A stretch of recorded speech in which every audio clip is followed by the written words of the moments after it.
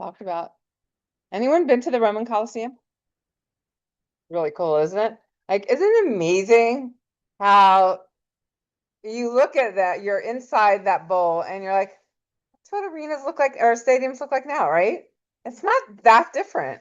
How is it possible? The other thing, I just couldn't imagine how they got all the material. I mean, I know it was sent down barges on the river and all that kind of stuff, but it's just remarkable. It really is like just it's mind blowing, right? Mind blowing that this thing was built when it was. Yeah. Yeah. But they never, They did. yeah, they did. Okay. And like in I must not have been, I must have been taking pictures during that part of it. They have all of these like animal cages, so literally the animals would pop out. It was just there last the tour. Like, holy crap! I can't imagine just keeping lions and tigers and bears like just in the basement, and all of a sudden it's like, okay, we're gonna flip this switch and that thing's gonna pop out. Yeah, it's crazy. But it's, this, according to the authors of your textbook, the venues have evolved over time from Roman Colosseum to the technologically advanced venues we see today.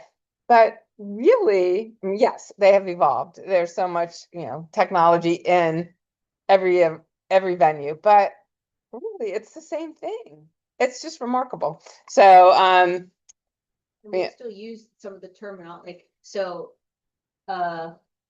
we call them bombs. Basically, they're how you get from the concourse into the bowl. So it's that little like hallway that you pass, and it comes from, this is really disgusting, bombatorium. Oh, back in like ancient, like they would throw these parties and then they would leave and come right back in. So that we call them bombs for that reason. Not that people are doing that, hopefully, but it's just. So remember that term because it may show up on your mean test that we give at the end of this semester. Bombs. Very important extra credit. Yeah. Sorry, what was it again? Bombs, like as in vomit, vomitorium. Yeah. Okay. But vomit, expel, right. leave. So. Yeah. So yeah. So a lot of things still come from back then. But the types of venues that exist in modern time, they're amphitheaters. Who's been to an amphitheater? Anywhere in the world. This is the one for those like Oh, right. So yeah. All right. Thank you. All right. Yeah. We'll do this. So amphitheaters, if people have been to an amphitheater, what is, well, you can see it here. They're open air, right? They're outdoors. All the amphitheaters you've been to are open air. Permanent stage. So if you've been to, this is the Bowl in LA. Have you been there? Yeah, it's a really beautiful facility. Anyone been to Merriweather or yeah, in Columbia. There's the one out in Jiffy Lube Live. Yeah, so they have permanent stages, lawn seating. If you are young and don't care about weather, then you'll sit on the lawn. If you're old and don't want to be trampled, then you usually buy a seat. Amphitheaters are generally really pretty. They're kind of part of the nature of whatever area you're in. Wolf Trap, have people been to Wolf Trap? Yeah, so that's another one. Arena and Coliseums. Has everyone here been to Capital One Arena for something? Yeah. They're whatever you guys decide to do for your project, you can pick anything, as we said, but I would say most people have had experience in an arena. And open floor, permanent or portable seating. We're going to do the tour of Capital One at, I think we have picked the date, but sporting events, concerts, family shows. This weekend, I don't know if you heard, Marina talk about what's coming this weekend to Capital One Arena. Monster Jam. Anybody planning on going? No? Not your audience? Not your demographic? You have auditoriums. What's right here on campus that's considered an auditorium? GW? It has it in its name, right? Lisner? It's not called Lisner Auditorium? Yeah. Is it? I feel like things have changed. Is it still called Lisner Auditorium? Yeah. Has anybody here been to Lisner for anything? Yeah. So right here, beautiful. It's a beautiful venue. Flat floor, stage on one end, balcony, smaller concerts, community events. I know they have a lot of conversations with type of events, sometimes religious meetings, a complex. People aware of, the types of complexes that exist? Who's from Philly? Would you consider that whole area where, all the venues are, that's considered a complex? Is it still called Philly Life? Comcast, something? Where They changed the name of like that, like Xfinity or something? their stateside live now. So, There's also live hotel and casino there now. yeah, but that area would be considered a complex. Also, one year, one of our groups did the whole Seattle has this whole, area with a number of different venues, all shapes and sizes. And that's considered complex. So it's the same management company that runs it, but it's more than one facility. A conference center. Pretty much a conference center of all shapes and sizes in virtually any city. Not like a teeny tiny little town, but most cities have a conference center of some sort. And they do a lot of conventions and meetings and conferences, which is why it's called a conference center. Lots of hotels have them Yeah, attached, yeah. because this is smaller than what the slide is, which I assume is convention center. And then you have the convention centers, exhibition trade show centers. Major, usually, most major cities have them. If not all major cities have them. Has anybody here been to the DC Convention Center? What did you see, CJ? Oh, sorry. Mm-hmm. Who else has been to the convention center? Sydney? I just found out my son, who just started a new job, is his first event will be at the DC volleyball event. Yeah, in February. Yeah. Yeah, I hear it's great. So he'll be there for his company.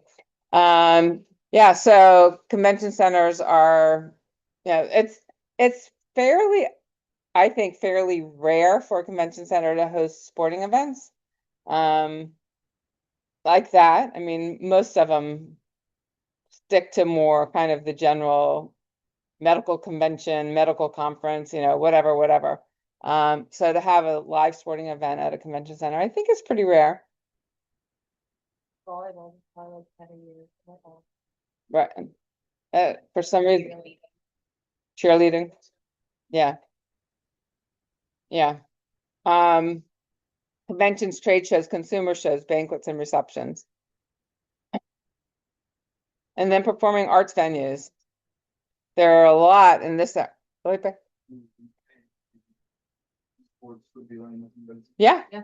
For sure. I'm pretty sure the one in Seattle, they used to have a big event that Jeremy Lin used to play in, and it was in Seattle, and it was at, I think, their basketball arena. Well, they don't have a basketball arena, but I don't think it was at the convention center. Basketball arena. Yeah, but maybe it was there. It could have been there. Anyway, yeah, esports, big, big events. Warner Theater, National Theater, the Kennedy Center will always be called the Kennedy Center. Comic-Con was where? Okay. Yeah, for sure. Consumer electronics, CES, Consumer Electronics Show, those are convention centers. But in the smaller theaters, the Broadway theaters are performing centers, performing arts venues. Here, there are a number of performing arts venues. Where's one in Westchester that you live in Westchester? Where is there one in Westchester? Because you have so many in Manhattan. Like in Westchester. Excellent. Luke, where are you from? Canada. Have you been to a performing arts venue?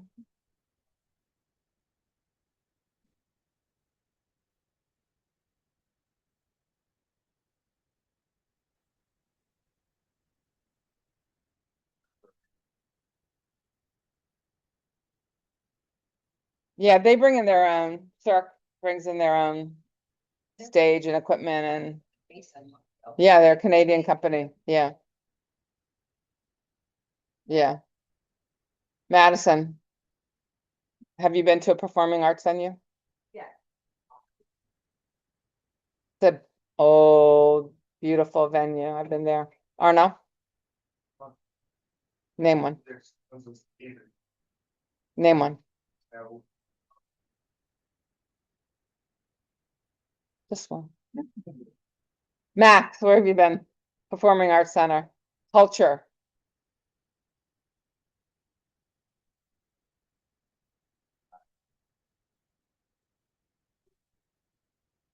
They used to have plays there, but they turned it into kind of the old movie theater vibe, I guess I'd say, but it actually just recently shut down now. Oh, who else? Some of my international students. Where have you gone? Thomason. Speak up so people can hear. There are other people from Italy in this class. Maybe they do. Do you know that one? Different place. Claudia?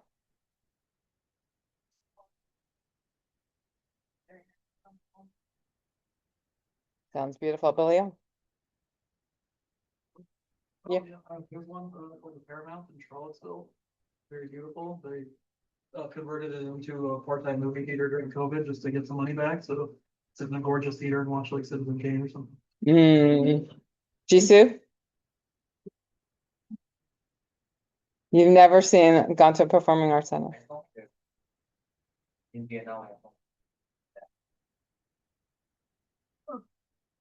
Well, hopefully you're gonna. All right, Richie? Animated theater. Excellent. So a lot of school plays in elementary schools and middle schools do field trips to performing arts centers because they're very manageable. So anyway, special event venue, almost considered pop-ups sometimes. They're the US swimming or NCAA swimming championships are held at a pop-up swimming pool that they've been putting in, that they had in Omaha, I believe Omaha at one point. Now I think they've moved it to Indy. Yeah. But they have that velodromes are where cycling facilities, and they're built and sometimes taken down. I don't think there are any permanent velodromes, to my knowledge. One, the one for the Olympics. That's a velodrome. So anyone from London here? No. Dog, horse race tracks, those are pretty permanent, and motor speedways are definitely permanent. Anyone been to a motor race? Where have you been, Jason? Logan? There- Yeah? Anyone else? Where? Model, F1 break. F1? Max, did you raise your hand for that? Yeah. That's fun. Excellent. Yeah, so, and then stadiums. A lot of stadiums. Ty, what stadium were you at in the fall?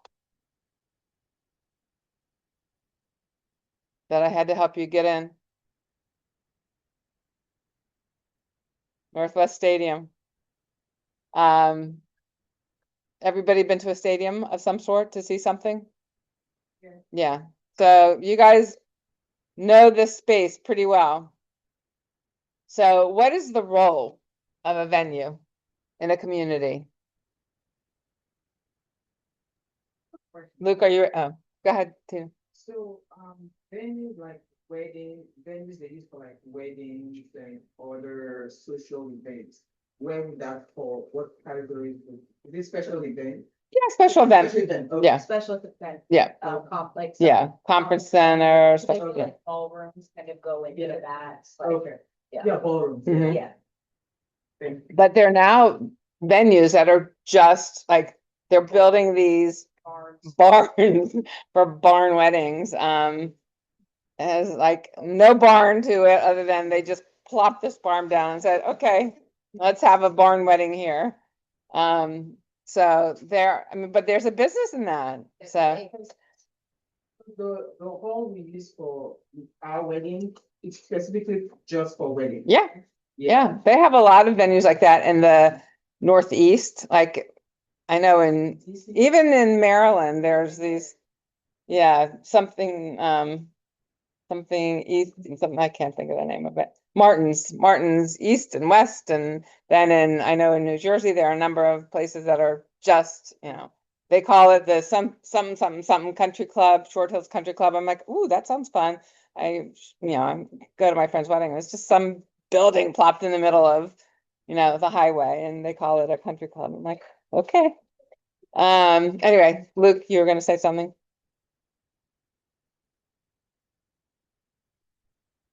Together, I think they bring a lot of, there's an economic impact.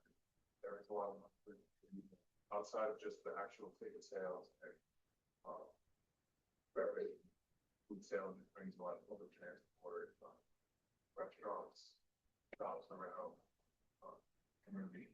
But at least from where I came from, I was at Northwestern, they're building a new stadium, I think, $800 million stadium, but they said the actual economic billion. Billions, because it's not just the stadium, it's everything that goes along with it. Yeah, no, I mean, it's the property and the venue is one thing, but it's all of the things. Like, look at what Capital One Arena in its multiple names when it was first built, but look at what it did. I mean, none of you were probably alive when it was first built, but downtown DC was in shambles, literally in shambles. People would not go there. There was a department store, two department stores that people would go to, and that was about it. And it was, at 5 o'clock when work was over, people left and nobody would come back. Look at what Ted Leonsis' predecessor, Abe Poland, the person who built the arena, not using, using his own funding, which most owners don't. They go after the residents and the tax base to get, the money to build these arenas or facilities.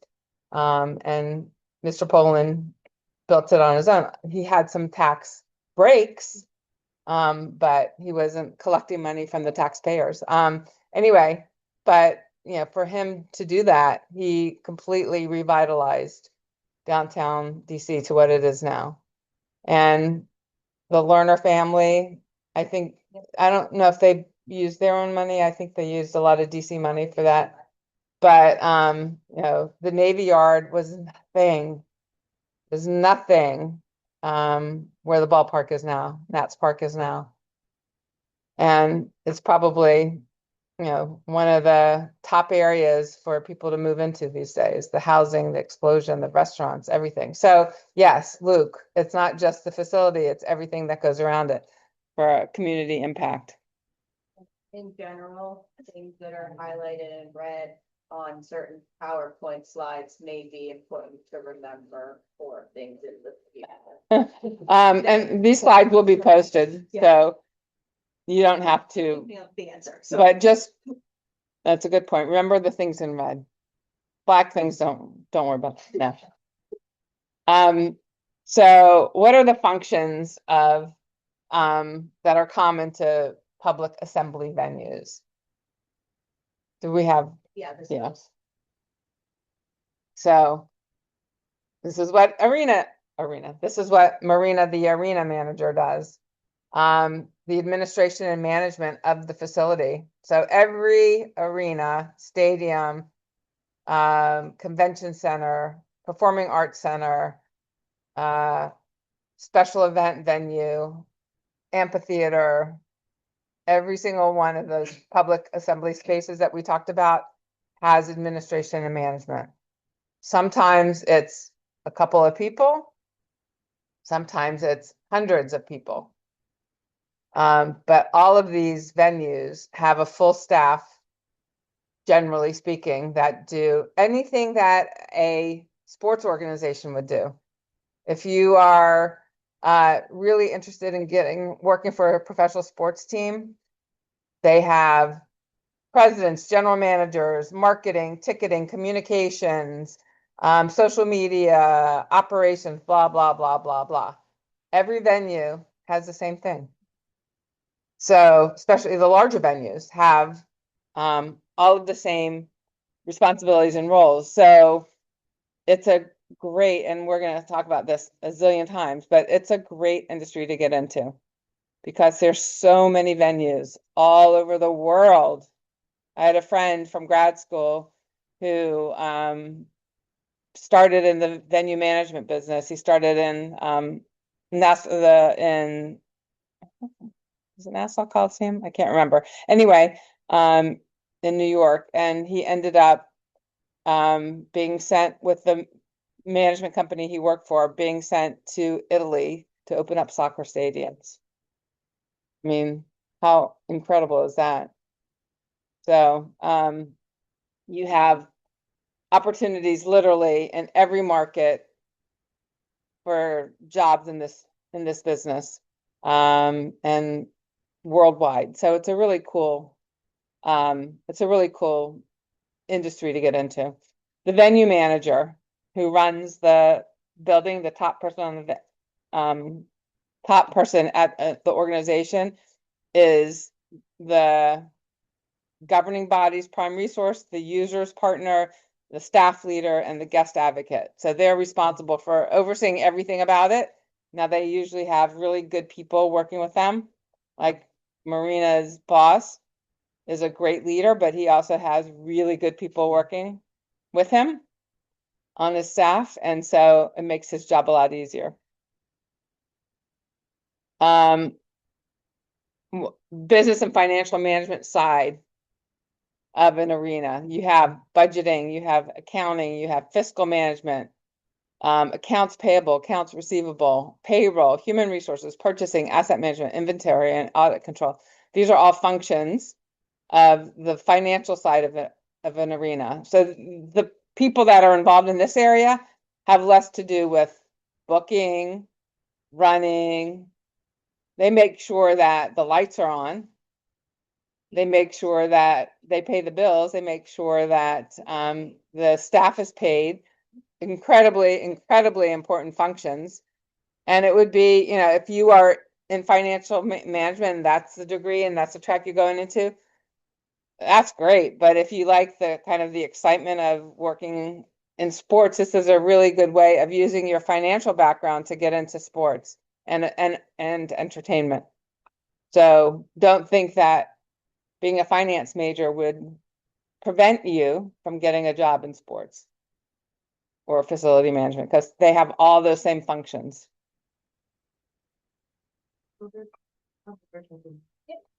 So I just saw the inventory and body control. Is that all rolled into, like, do you guys have like an audit department? Or is this part of rolling function under under finance? So that's a good question. I think the way that we do it is kind of each department is audited, like we self-audit. And we kind of hold ourselves accountable. But I know there's some organizations where like that is someone to make sure that they walk the concourse and there's no trash, but like for us, it's like if I walk around, it's Right. and same thing with inventory, like we do that individually, not necessarily on a holistic basis. I think there's pros and cons to both, but that's just the way that we do it. Yeah. I also have a question going back to earlier, it said that in the book, it said that the venue something as a civic symbol. I didn't completely understand that unless it's like the local team or something. It's a little bit of both. It's a, generally kind of the pride of a community, or the pride of a city. I think, Washington, if you see any promotional videos, reels promoting, from the District of Columbia, promoting tourism or, getting businesses to move here, I would guarantee, I haven't seen the reel, but I would say with 100% certainty that they're gonna have images of MCI Center in it. Because it's a huge draw. So that's the civic pride that, and then the teams that play in it, you get your community to support it.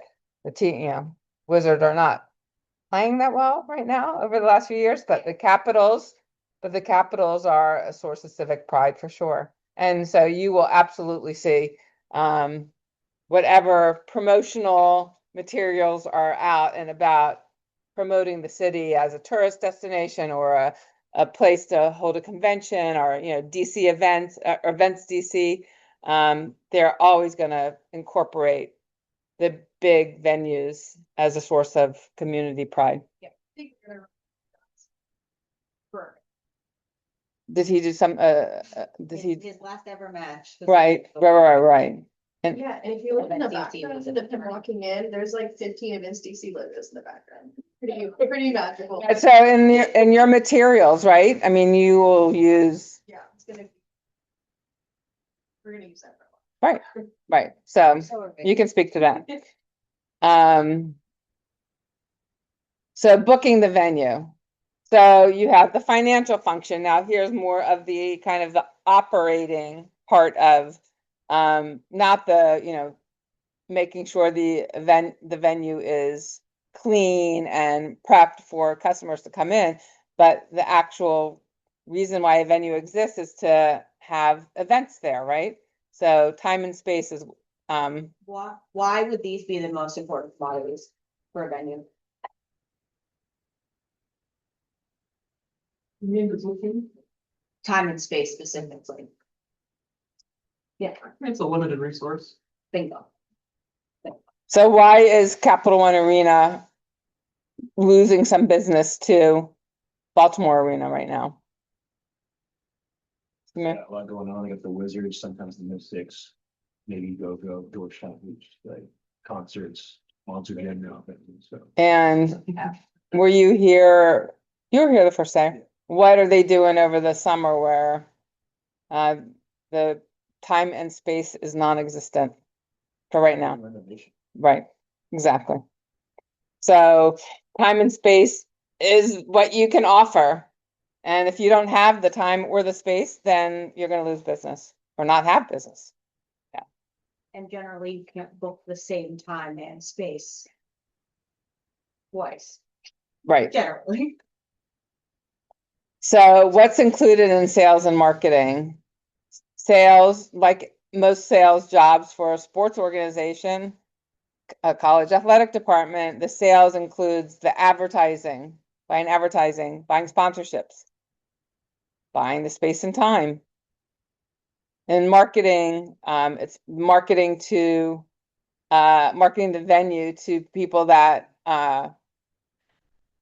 would be potential customers, not just fans that come in to buy, but marketing it to concert promoters, artists, events, the companies that run the circus and the Monster Jam and Sesame Street Live and Disney on Ice and, you know, all the events that come in through an arena or a stadium or a amphitheater. You have to know who the potential buyers are. So not only do you have the customer base, you want to make sure that fans of this would be aware of it, but you want to make sure that the people who can book it are aware of it.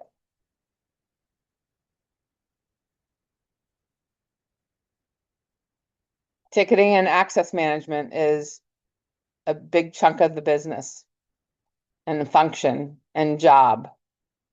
So ticketing, you know, being in the ticketing side of the business is highly, highly, highly valued within an organization. A lot of people get into sports, break into sports through ticket sales. And if you do well in that area, then a lot of opportunities open up and exist for you within a sports organization. But you have to have tickets for the most part. I mean, there's some unticketed events, I guess, but rarely at an arena where tickets are used to manage and control the admission. And, you know, it's a resource and you know how much, a financial resource, and you know how much money is coming in just on ticketing alone. Yeah, we do a whole class on that, exactly.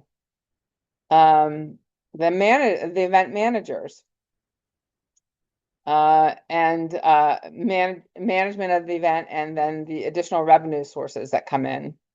What, you know, for an event, if you're going to a concert, you buy a ticket, what are some of the ancillary events? I'm going up. What are some of the ancillary events? Or not ancillary events, sources of revenue? Josh. Food and beverage. What else? What'd you say? Souvenirs, absolutely. Although sometimes the deals with the merch companies, sometimes the venue doesn't get a percentage of that, or We don't get you it. get it. Okay. It may be minimal. Yeah. Get something. But you know, the t-shirts that are sold at a concert, there may be, yeah. Right. Yeah. Yeah. Yeah. Yeah. Absolutely. That's become a big business, the 50/50 raffles. Who has ever gone to an event outside of a playing in a basketball game at Eagle Bank Arena? Who's gone to a concert or any other type of event at Eagle Bank? Yeah, what did you see? Were you a driver or was a parent a driver? Has anyone, I'm gonna ask you this, but you wouldn't have known. Anyone driven to an event there? You have. What have you noticed when you've gone to an event there? Driving to an event? It's a little, for me, overwhelming. There's a lot of space to park. And you park for free, which is nice. That's exactly right. So you park for free. What you don't necessarily know is that there are fees within your service fees within your ticket that go towards parking, but to the customer, to the guest, you don't really think of it. I mean, you see so many fees when you buy a ticket these days, you don't break it down. So when you go to the Patriot Center, people are like, free parking, and it's really it's a value added to the experience. Because when you don't have to use Apple Pay or take out money or use a credit card and get in and out pretty quickly because you're not dealing with gates and people and collecting money, it's a nicer experience, and that's what they found. So people think of it as free parking. Because they're gonna pay service fees to any venue they go to and then pay parking on top of that. So, yeah. Directly. Oh, they're not. I'm kidding. I'm kidding. I was there, you're paying for it. The tuition does not go towards it. No, there are, like a student activity fee, but that's not going towards paying for Madison's parking. I know that with 100% certainty. Yeah, the activity fee is for you to go to events there for free.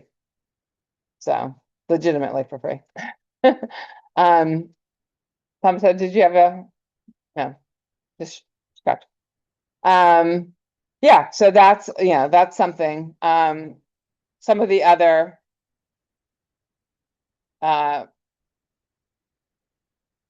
well-delivered ancillary services. So not having to take out money to pay for parking is enhancing the event experience that they have found.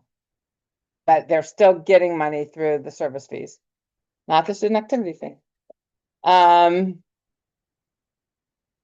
operations management. We have front of the house and back of the house, which we'll have lectures on all of this. But operations functions of the management side of a venue, general maintenance, housekeeping, making sure that your bathrooms are clean and full of toilet paper and paper towels and soap. The engineering to make sure that the temperature of the facility is doing what it's supposed to do. The lights are good. HVAC is the temperature. Management of the utilities, security, conversions, changeovers, which we'll talk about in more depth, and the event production. That's all part of the operations. You don't have events without these people. You just simply don't. Because they literally turn the lights on. Or put the floor down or protect the building. Like you don't have events without these people. And they're not the most glamorous jobs. But they definitely get the job done, and we wouldn't have a business without them. The event management team. You generally have, depending on the size of the venue, I mean, you usually have several event managers on duty, and working for the organization. And they are the person, or the team of people are the people responsible for coordinating all of the event related activities, which are huge number of activities. But again, to the customer coming in, to the guest coming into the building, you don't even think about all these things. You don't think about somebody literally turning on the lights. Literally, you may think about, oh, this is a nice clean bathroom. That's something that generally gets your attention. But the goal is to come in and have the guests and customers have a seamless, positive experience without, enjoying the event that they've come to see without thinking about all these other things. Like, how did all these beverages get into the concession stand?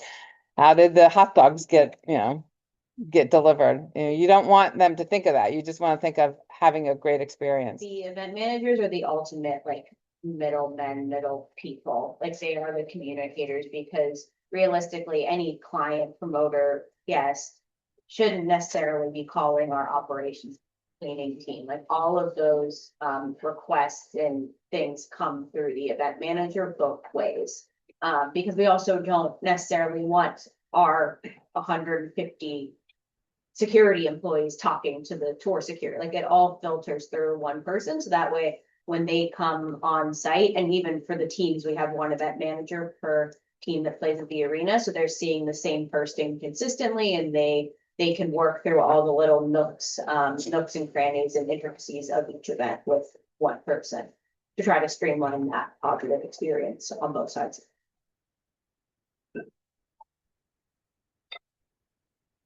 Safety and security. It's a big deal, since, post 9/11.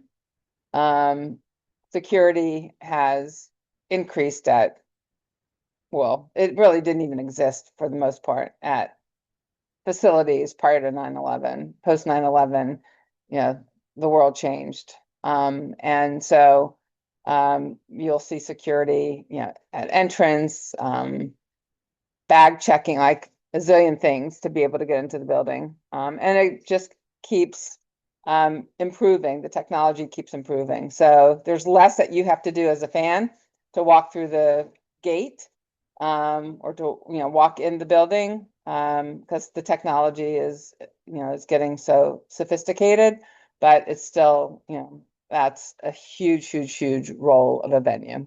And it's everyone's job. It's not just the security team, it is everyone, because I mean, that Metro model, see something, say something, like that's definitely something that we use, because obviously, like, our security team, as many of them as there are, they can't be everywhere. And between all of us, we're kind of roaming, so if we see something, we call it in and just make sure that it's nothing more serious. Right. Because our primary is getting everyone in the building safely, and then more importantly, getting them home safely. Competition for events and customers. So, you as a consumer have many choices, and, every venue wants your business. Every facility wants your business. So competition for events, every venue wants the best performers, the best performances, the best events that they can possibly get that's suitable for their venue. Like, you're not going to get Monster Jam. You're not going to get, actually, Patriot Center has had, I don't know if they had Monster Jam, but You're not doing Monster Jam in a performing arts center. right. But rodeo, things like that, I mean, that are somewhat competitive between between those two facilities. But Monster Jam, they may have had You might be right. they may have had a Monster Yeah. Jam there. I'll have to ask Barry. But so competition and flexibility is really important. And you may say that, okay, these are our rates, that's it. This is our this is the fee that we're going to charge. This is everything, but it's an event you really want. And you may be more willing to negotiate. Sometimes the venue has the leverage, sometimes the artist has the leverage. And you want a venue and you want people running the venue that know how to negotiate, how to be flexible, how to do what's in the best interest of the venue. And the best interest of the venue and the ownership is to generate revenue. And so if you need to be flexible on one end to, to make it up in multiple other ways, and you need to be able to do that. So in summary, the venue manager is responsible for 9 core functions. And I think we're going to stop here. And we talked about the functions. And, a venue is only as good as the person that runs it. And Monumental is Capital One Arena is very, very lucky to have an incredible venue manager, president of whatever his title is, and incredible people that work with him. So, okay, we're going to take a break, and then I think we're going to do the next chapter next week, so we can have them break into, is that okay? Let's wait. Because I really want, it's 8:30. Well, let's see how many. Okay, take a 5-minute break, and then we will decide whether we go through this second chapter or not. This is like the longest chapter, right? No, I mean, just this lecture. This lecture. Yeah. Yeah. But like, in terms of the actual like rotated with this, that's really. Yes. It just talk public once it's private. All right, so maybe we do. That's the annoying part, is Yeah. it's like, there's not that much. It's just a lot of text. Yeah, get a lot of, like, I think they're too many. What do you think? Well, that's what being a fan of that team does. That's very. Do you think it's too many?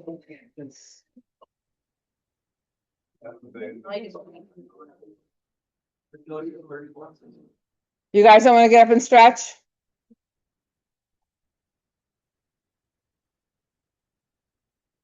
Richie?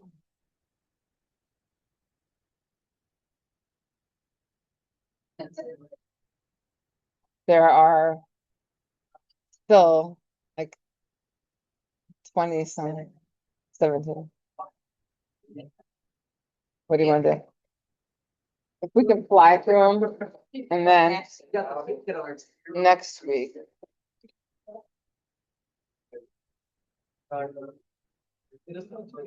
Amazing to like even 2 months now, one song, like from the Band-Aid off and. Yeah. Next week. Hey Mason, Did you upload this, the slide to the? I on will the- after the lecture. Okay. Yeah. Like, I will. what, I mean, just need to hires. Yeah, yeah. We have, it says, oh, an international. Should we see if Eric's available? We usually have them later in the semester. We have knowing the role, need of your facility, international, and marketing and booking.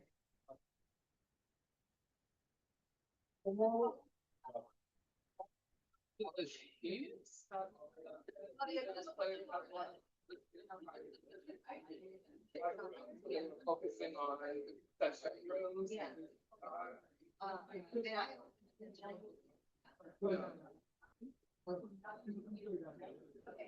I know some things were conventions. Obviously, one of the best by them, Yeah. but I know some conventions having the lights down, for instance. Well, Yeah. then not. It's things you don't realize. You go in and it's a convention, it's flashing. Even the code, website. Yes. Yes. Every step along the way. How nice be. I know the events, well, it is 100% a, now there's like one thing man. Yeah. All up and started on the mandatory thing, it's more of a bar now. Yes. So it was, they were confused and I brought it up. And I said, we probably didn't talk about it and they're like, no, we're just doing that. I'd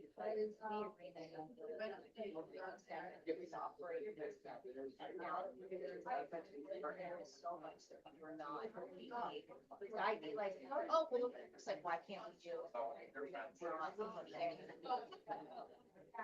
How's the vault doing, by the way?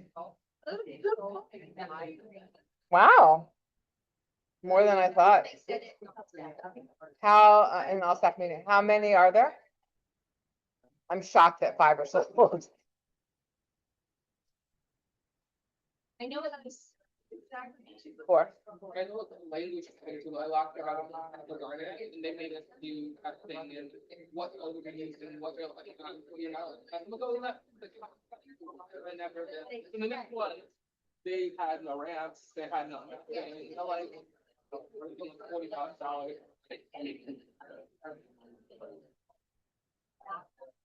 Making sure that they're being. I did not really, how. But like. You have to be there. Yeah. I managed with but single person, deputies, but they already up again. And again, yes, and if you're not request, yeah. Yeah. If you have an answer, you sit up the case, and you think in the wheelchair.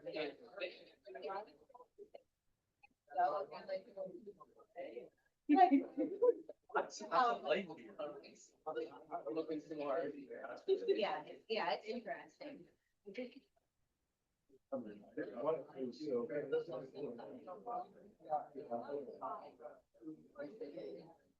Captain Mario. I know that, I certainly do. That's crazy, because that's. Yeah. It is gone. So. Yeah, I'm thinking, you ever do a blind? People drink. People drink. No. That's what Steve wrote, that's what Steve wrote.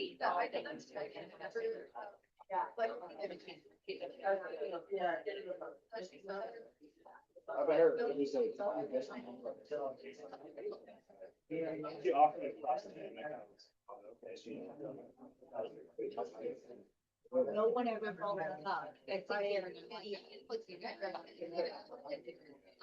I mean, I'm just being honest, with you, that stuff, like, your grads feel like this often just come up. Yeah. And I've been shopping. All right, we're gonna get going. We are gonna go through this, but quickly, and then I'll post it, but these are important for you guys to figure out what type of venue you wanna,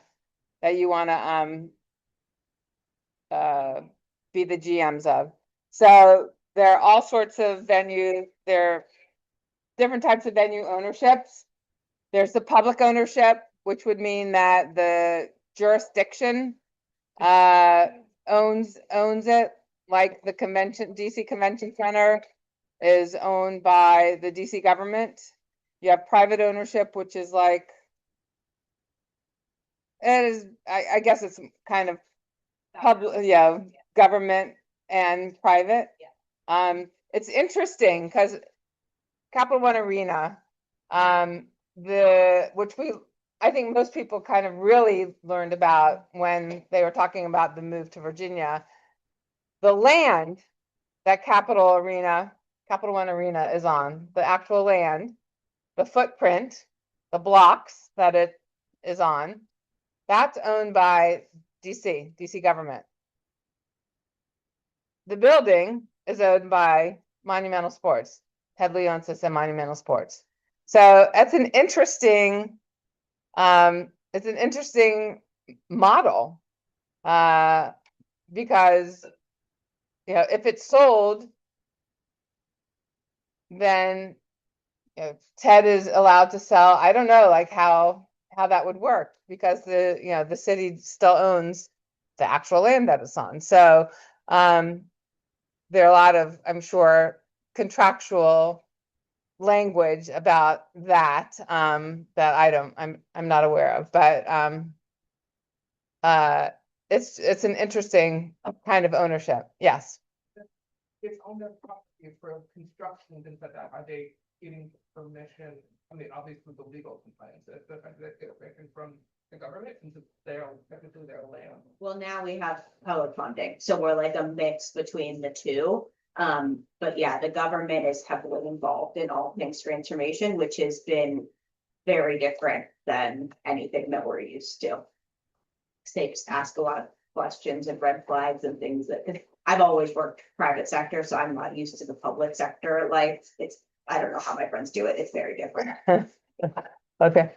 But it's usually the case, these United Stadium, people go in, government property. Right. And they just lease it out for 30 years plus. Right.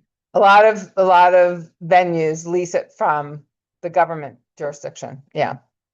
How does when if they are leasing the land from the government, why, how do they interfere the government?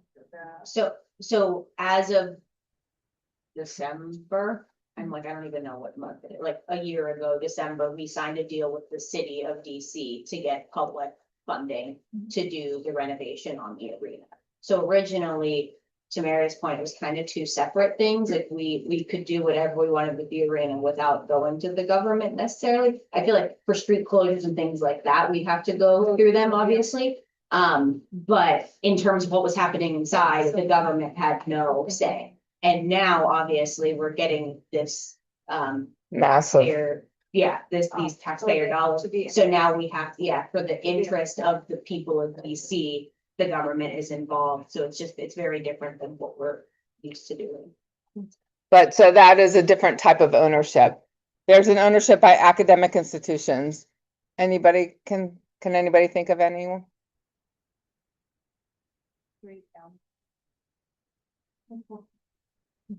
What venue is owned? What venues are owned? We talked about one of them. Listener, where do you guys play? Who owns that? Right, so academic, Patriot Center, Eagle Bank Arena on George Mason. Monumental Sports runs it. They have the management contract, but it's owned by the university. So that's, that's another way. And then nonprofits own some venues as well. Wolf Trap is on government property, and it's run by National Park Service. Yeah.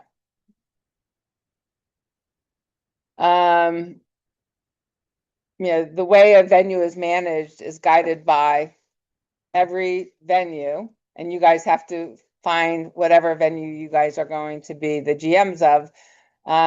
Every venue has a mission statement, and you have to report back what the mission statement is.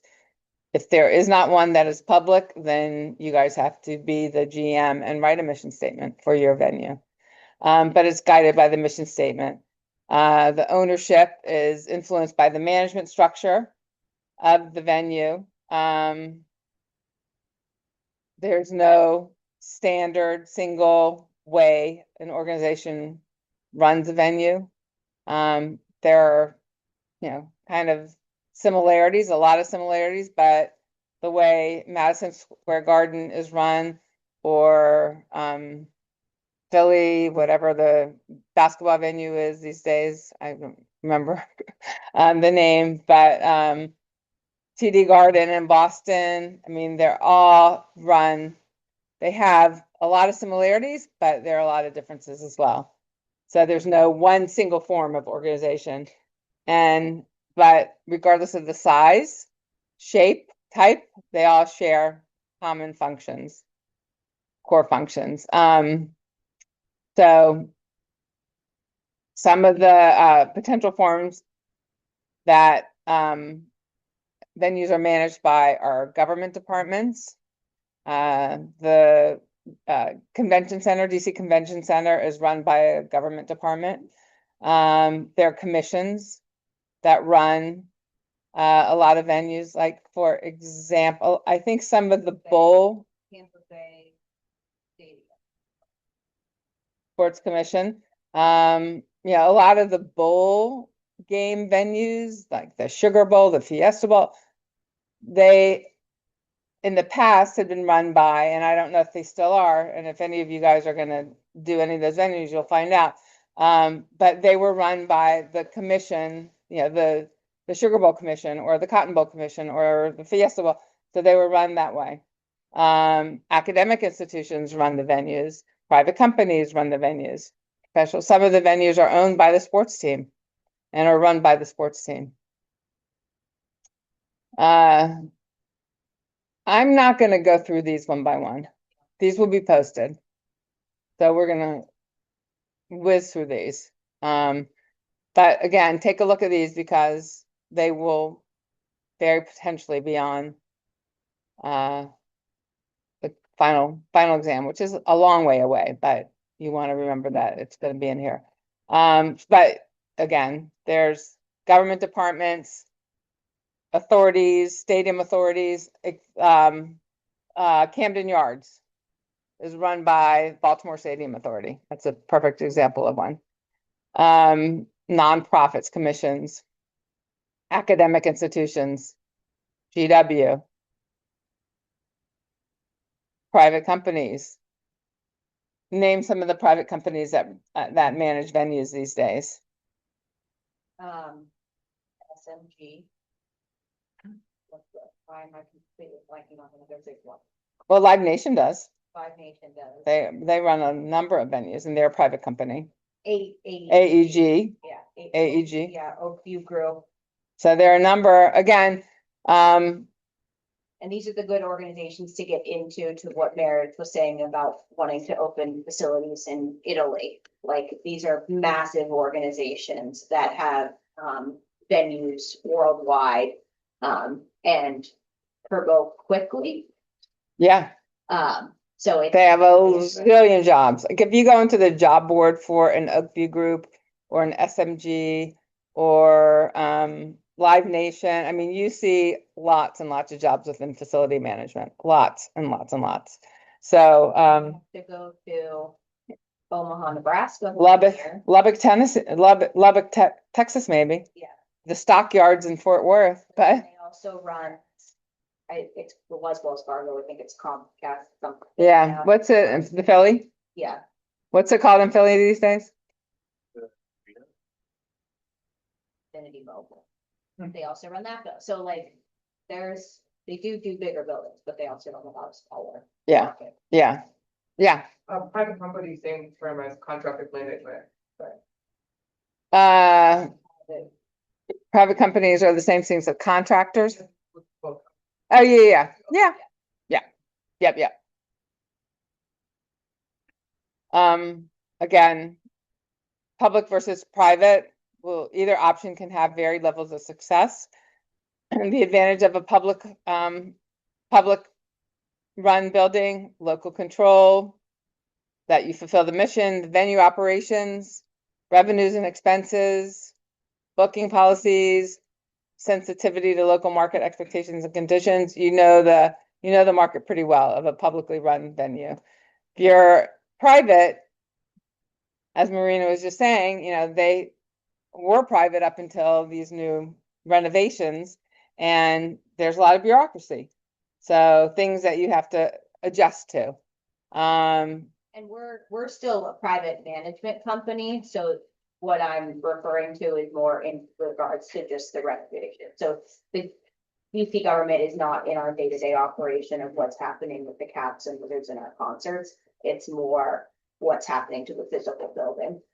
Which they have a lot of investment interest in, Yes. not just financial investment, but Yes. community investment. Yeah. So there are teams, as we said, that manage the buildings, stadiums and other facilities. And it's a growing trend, but you still have people that are separate than their teams running the facility. You have your president of basketball or baseball or football does not have the time to be worrying about booking the venue for concerts, or whatever else that venue may be doing. So you really do have venue managers, experienced venue managers that are still running the building. The key skills we're going to go through quickly, and again, they'll be posted. But you need to be able to negotiate. You have to be very ethical. You have to be a great leader. You have to know how to work with your staff, because you have people that are in complete different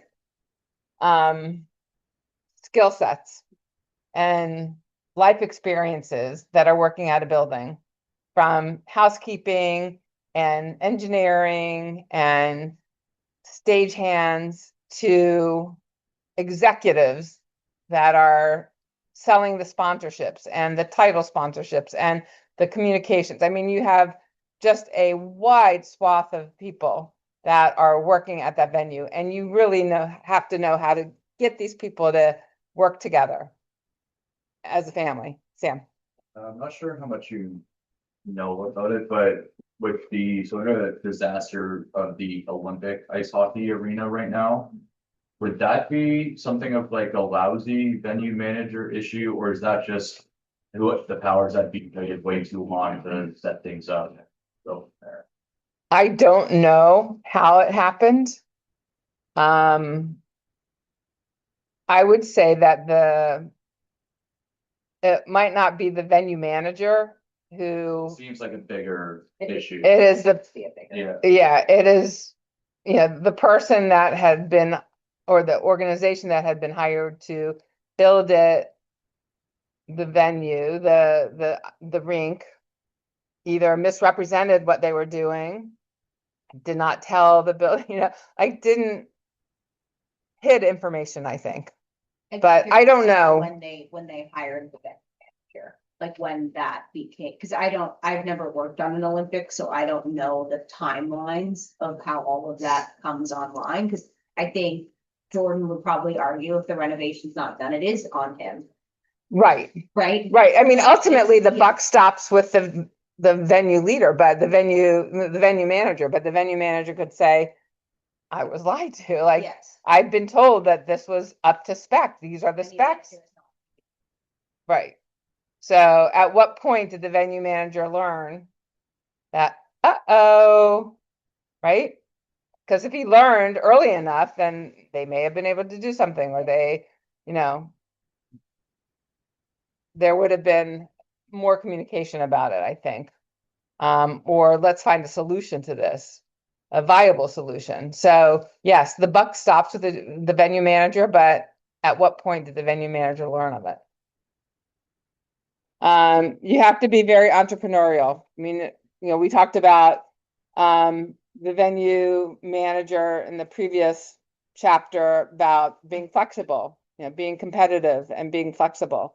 And that's entrepreneurial instincts. That's knowing what you have the, jurisdiction to be able to do, the liberty to be able to do. Jordan, the venue manager, president, he still has to report up to the owner. So yes, Jordan has a lot of independence, a lot of flexibility. He's very entrepreneurial, but if he's making a decision that has a financial implication, he needs to let ownership know.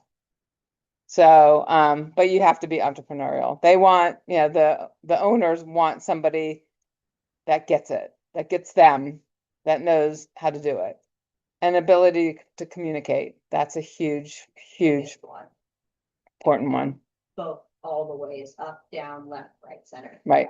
Communicate with your president, your owner, as well as the person that's cleaning your bathroom. And do it effectively and with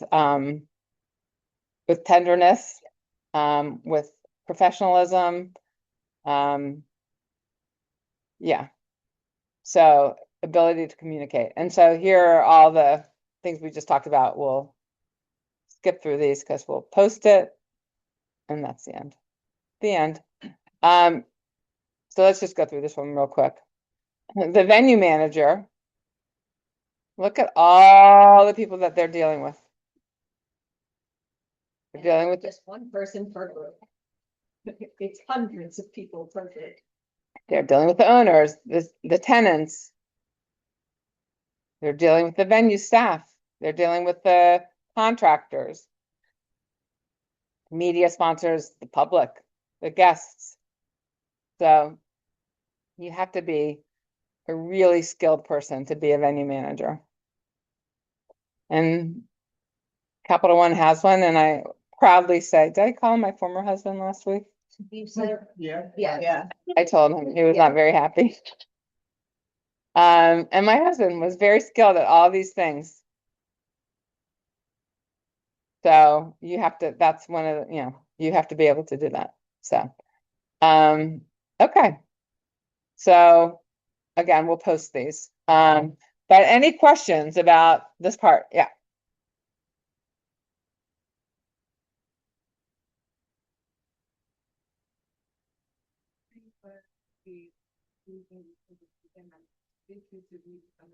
Wait, so, the, right. Mm-hmm. And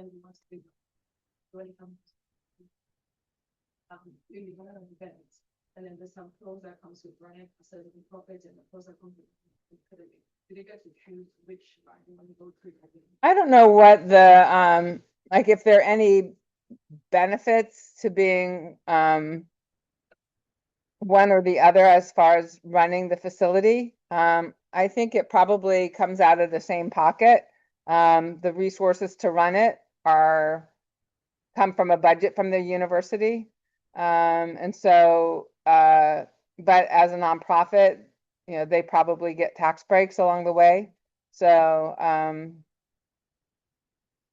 yeah, I think it's probably both, whatever is the most beneficial to the bottom line of the university. And I think they're able to do both. It's not like either one would have a massive budget and the other one doesn't. Right. They're all for the same cost. Right. Any other questions as it relates to these chapters? Okay, ready for pop quiz? Time and space. No. Okay. Tyrone. Are you paying attention? No. That was confusing. Wait, who else is Tyrone here? Karen. Oh, no. Yeah. Tyrone, behind you. Okay, so.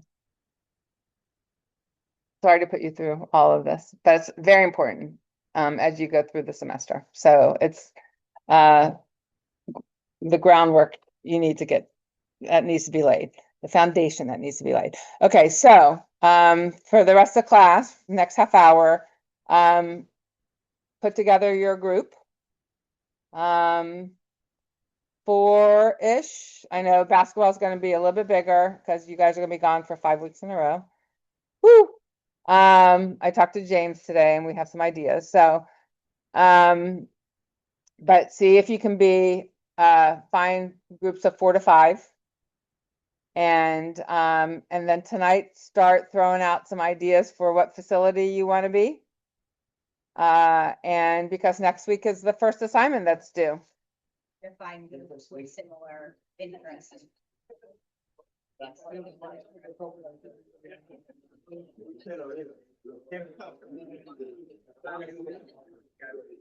And hold on a second, time out.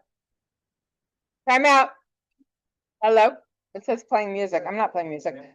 I'm gonna post on discussion. So every group has to, one person per group has to send me the name of your facility. You have to decide what your facility is today. So the name of your facility and the first and last name of your group members, okay? So on here, and then stack them, stack the names. I don't want one long line of everybody's names. So name of your facility will be the first thing, and names of the people that are in your group, first and last name. Okay, go. Okay. Yeah. Do you have someone? Okay.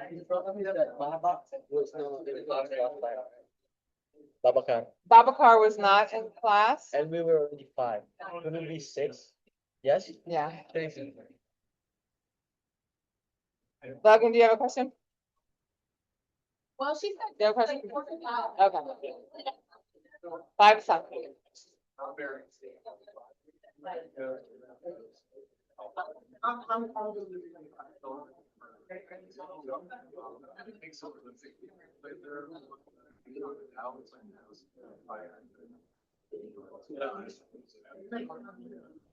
Kiani, you have to find a group that you can work with.